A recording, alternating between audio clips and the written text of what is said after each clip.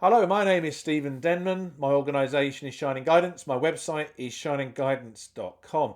I want to talk to you today about a very serious problem which concerns both psychological and emotional abuse that arises, unfortunately, from the issue itself, which is bullying and harassment, which takes place in many schools and colleges and universities across planet Earth on a very regular basis, and it disproportionately affects those children who are pupils in schools and those teenagers who are in colleges and young adults in universities that have autism spectrum disorder or ASD. That can also include, obviously, Aspergers syndrome or perhaps aspects of obsessive compulsive disorder or OCD. Now, we know that bullying can lead to feelings of depression, creates an anxiousness in the person and a paranoia. It can cause tremendous emotional damage over the short term, even to the self esteem, the self belief, the self confidence of any individual child who has autism spectrum disorder or ASD. So any child in a school, whether it's a primary school, a secondary school, in any kind of state funded school or a grammar school, any student in a college or a university who is being bullied that has autism spectrum disorder or ASD, and to a lesser extent, any child that is neurotypical, which means they have non autistic traits and are seen inverted commas as normal, whatever that means, as being a human being. It is important to remember that it is not the fault of the individual child who has autism spectrum disorder or ASD on one level. However, on another level, in terms of the vibrational law of attraction, the soul personality of each individual who has autism spectrum disorder or ASD has attracted that as a form of experiential understanding for their own emotional and spiritual growth and development through their childhood and then into adolescence and adulthood. And yeah, it does make them stronger in the long term and emotionally more resilient. But yeah, the whole aspect and issue of bullying and harassment in schools, colleges, and universities, it does disproportionately affect young individuals who have autism spectrum disorder or ASD, which can include aspects, shall we say, of Asperger's syndrome or obsessive compulsive disorder, OCD. So we know that bullying or harassment is something that really hurts individuals both internally in their subconscious minds, and it can obviously externally hurt them in the more physicalized sense if there is obviously some kind of physical abuse going on, where they may be being kicked or punched by an individual who's acting as a bully, the harasser, or it is a group of bullies or harassers who are directing their dislike or their hatred towards that individual child in a school. It doesn't matter whether it's a primary school, a secondary school, any state funded school, or a grammar school. It's the whole interaction that's taking place, regardless of the demographic and the wealth bracket of the parents that are upbringing those children. So what we know is that any child that has autism spectrum disorder or ASD is more prone to being singled out, which kind of externally adds to their sense of isolation, their sense of being different, unusual, perhaps unique in many ways. They feel alienated from their peers, they feel socially isolated, ostracized, they feel constantly like they're the academic outsiders, and that bullying causes terrible emotional trauma. It doesn't matter whether it's name calling or sometimes the word nicknames is used, and these nicknames are repeated on a daily basis by one bully or a group, a gang of children who don't have any empathy or compassion towards anyone in the school they're at or the college or university that may have autism spectrum disorder or ASD issues. And their body language, their facial expressions are socially awkward. They have a lack of eye contact that may be misread by the bully or the harasser as a sign that they're unconfident, they're not macho enough, they're not tough enough. They may not actually understand what the neurological condition is and why those individuals that have autism spectrum disorder or ASD, which can include Asperger's syndrome or perhaps different aspects or traits of obsessive compulsive disorder or OCD behave the way they do. The anxiousness that is felt, the deep worry, the sense of tension and concern and subtle paranoia that many individuals with autism spectrum disorder or ASD feel in social settings, social environments, especially when they're very young and far more, far more sensitive as vulnerable thinkers to the environment around them, cannot be understated. It's very, very tough for children and adolescents that have autism spectrum disorder or ASD to kind of, say, inverted commas, fit in to the academic environment. And it's already stringent enough as it is, with peer group pressure from different school children, different age groups, different age brackets in those schools, and then ultimately going on to colleges and universities, unconsciously and collectively expecting others to fit in and behave in the social norms and the social etiquette that is unconsciously set out before them. We know that bullying is done on purpose and can be very persistent and repetitive on a daily basis. It's designed to psychologically and emotionally wear down those individuals. And of course, as it disproportionately affects individuals with autism spectrum disorder to a larger extent, it makes it very, very difficult for those individuals to cope on a day by day basis. They're always feeling worried. They're always looking over their shoulder that they're going to be, verbally abused or physically assaulted. And sometimes they find it difficult to reach out to a teacher or a deputy headmaster or a headmaster in their school, or to a departmental head or to a principal in a college or the university to actually say what is going on, because they feel terrible shame. They're frightened, perhaps, or concerned that they're going to be found out as having, the neurological traits and characteristics that define autism spectrum disorder or ASD, and what that will entail. Will they be judged? Will they be ridiculed? Will they be ostracized? Will then suddenly those individuals who are employees in those schools, colleges, and universities start to view those children, those teenagers with autism spectrum disorder or ASD differently, which, as I said, can include aspects of Aspergers syndrome or obsessive compulsive disorder, OCD. So we know it's a very, very serious situation. It's ongoing. There still isn't enough remediation and intervention type work being done by qualified and accredited counsellors, not just here in the United Kingdom of Great Britain, not just across mainland Europe, which is obviously including Western Europe and Eastern Europe and Scandinavia, but across the whole of North America, Latin America, the Middle East, wherever it is. It doesn't matter whether it's France, or Belgium, Holland, Denmark, or Germany, or Austria, or Spain, Portugal, Italy, or Greece. Doesn't matter whether it's the United Kingdom of Great Britain, the Irish Republic, the United States of America, or Canada, or anywhere else for that matter. What needs to take place is a much more integrated approach to helping children and teenagers that suffer from persistent bullying and physical and psychological abuse from bulliers and harassers, who have autism spectrum disorder, ASD traits.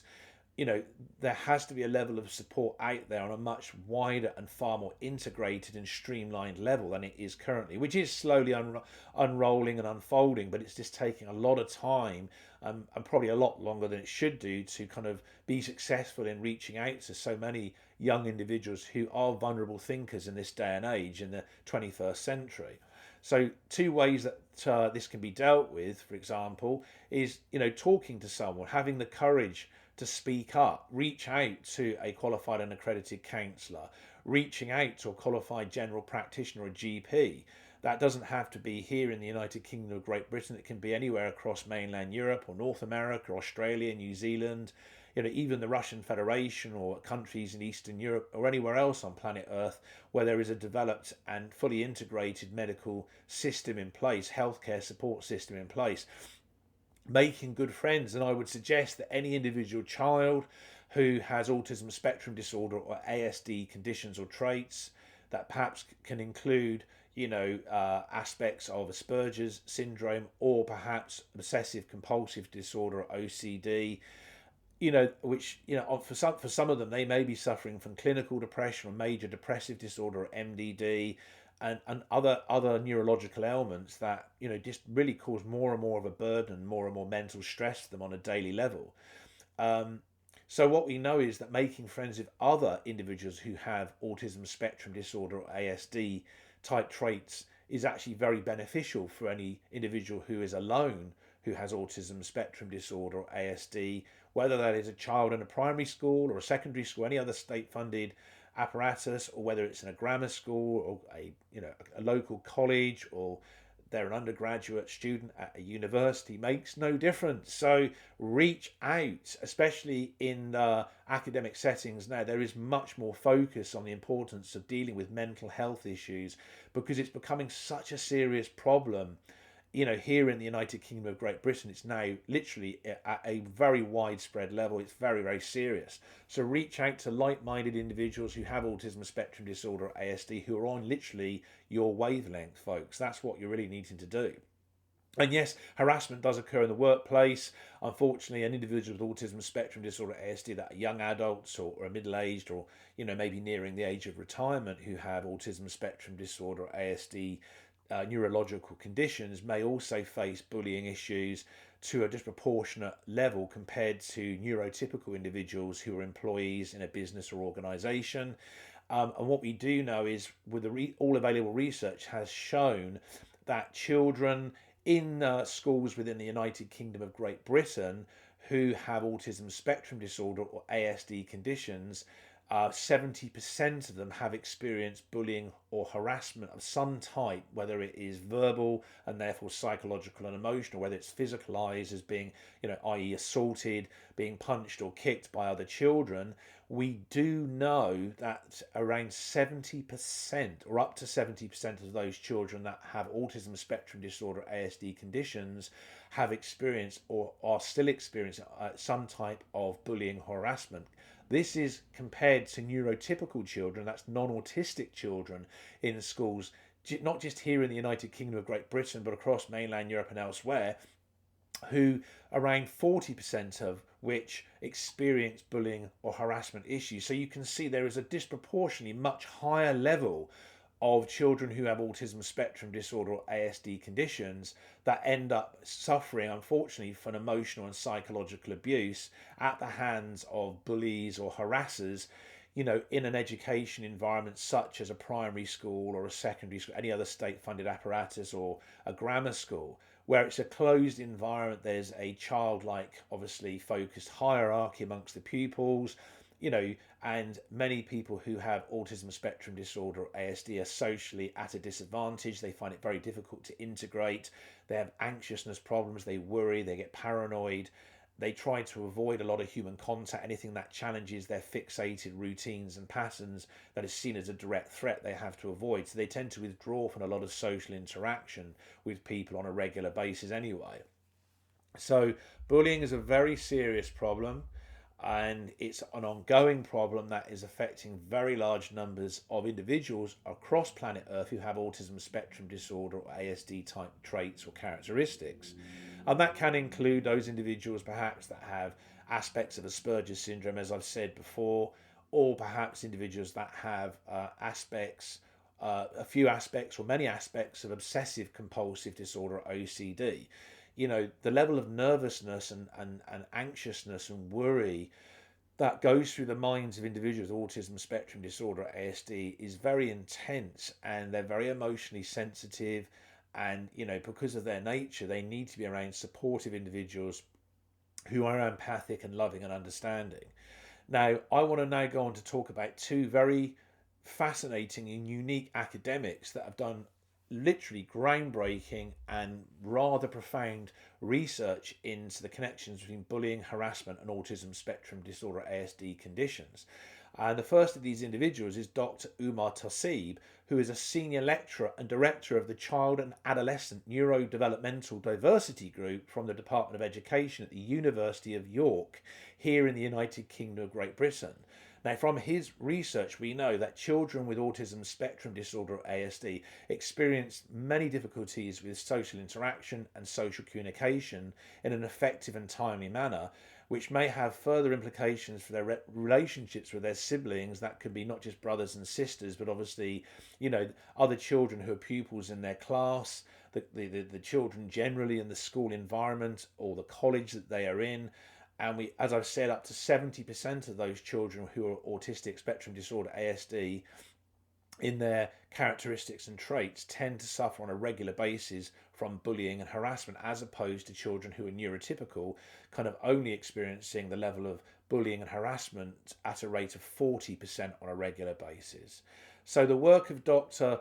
Uma Tossib, the senior lecturer and director of the Child and Adolescent Neurodevelopmental Diversity Group from the Department of Education at the University of York here in the United Kingdom of Great Britain, is fascinating, it's insightful, and his research is ongoing into looking at different proactive measures that can remediate against these issues, and try and bring to an end at some point in the near future issues of bullying for children.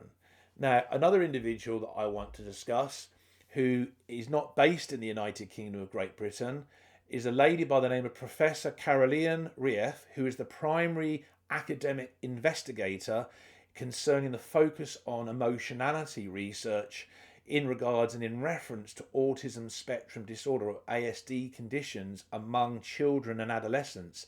Now, she is based at the Department of Developmental Psychology at Leiden University in the city of Leiden in the Netherlands, which is also known as Holland, obviously in mainland Europe. And Professor Caroline Rief has done tremendous amounts of work into this scientific research. She's given many public lectures across mainland Europe. She's given lectures in many different countries, and her work is utterly profound. She does a lot of networking with other academics across the Western world, not just in mainland Europe, who are based in France and Belgium and Holland and Denmark and Germany and other places, but also in the United States of America and Canada. And actually, she's got connections to many other academics in the Russian Federation, the People's Republic of China, in Japan and Taiwan and other places. So she's got a tremendous influence. So these two individuals, Dr. Uma Tassib and Professor Caroline Rief, are very profound in the academic research they have done, and have contributed a huge amount of highly relevant information that is revelatory, that is profoundly interesting in further understanding the connections and the emotional responses in autism spectrum disorder, ASD, children and young teenagers whenever they're being bullied or harassed in a school kind of based environment or a college. So I think I've covered a lot of the relevant information on this subject. It is very, very, very good that I think I can present this information to you in this fashion. I think children that are suffering from constant bullying, harassment, their emotional and psychological responses are really going to be quite introverted. A lot of them do not reach out. They're not vocalizing the kind of physical and emotional abuse that they feel they're suffering. They bottle it up inside, and a lot of them aren't even speaking to their mums and dads. They're not going home and speaking to their mothers and fathers and sitting there and even crying and letting all their emotions of pain and sadness, the sense of being rejected and abandoned by, the other school pupils. They feel like they're unprotected. And so the key is people who are around any individual child that has autism spectrum disorder or ASD needs to look for the warning signs. If those children are coming home from school upset, they look puzzled and they're sad looking, they're worried, they look nervous, their facial expressions, their bodily gestures show a sign of nervousness and worry, that people should reach out, their mothers and fathers should reach out to them. They should be referred to qualified and accredited counsellors or psychotherapists who can help them, and local network groups, and they should be socially mixing with other children that have autism spectrum disorder or ASD conditions, because they're on the same wavelength and they understand it. There is a collective unconscious understanding amongst those children with each other. So it's a kind of psychical healing process that can take place amongst all of those children. They can share and they can talk with each other. They can share their hobbies, whether they're painting or drawing, whether they're learning to play a musical instrument, whether they are learning to sing, and they may want to join a choir. Maybe they're doing some other creative endeavor. Maybe they're interested in the sciences, and they're in different types of technological developments and engineering. But if they're all together, at least they've got a sense of inclusion. They feel wanted, they feel needed, they feel included, they feel they're part of a relevant social group, and they're not suffering from that anxiousness, being feeling like they're alienated in the school environments and they're not being heard.